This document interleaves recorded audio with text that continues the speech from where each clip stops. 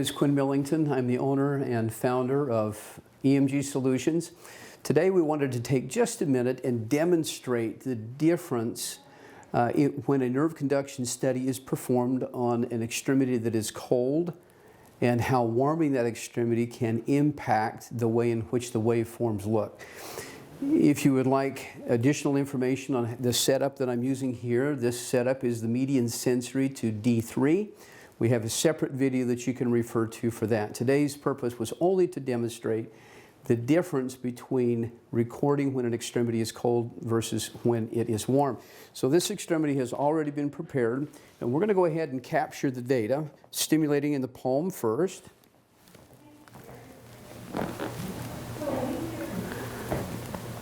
Okay, and then we're going to stimulate at the wrist. Good. We'll save that. Now, we're going to pause the video for just a minute, warm her hand up, and then we're going to come back and capture the data and superimpose it on top of these traces to see if it looks any different. Our patient has returned from warming up her hand. Everything has been set up in identical fashion for a sensory study to D3. Our purpose here is to simply stimulate and record to find out if warming the hand makes a difference in the response that we see. So we're recording on the screen, and you'll be able to see this on the video here in just a second. So we'll stimulate in the palm first and see what kind of response we get. Okay, we got a little bit of motor artifact there. Okay, I'm going to try and clean that up just a little bit. There we go. And then we'll come up to the wrist.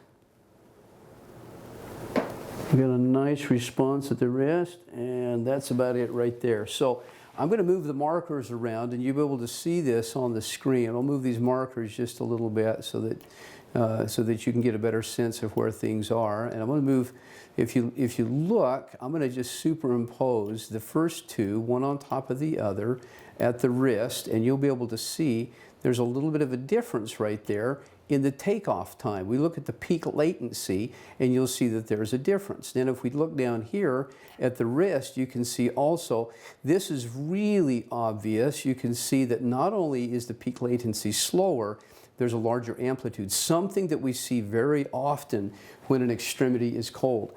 The other thing I wanted to demonstrate is that now that we have made these adjustments, if you look over here, you'll notice that initially the latency across the wrist was 3.9. Well, now it is 3.3.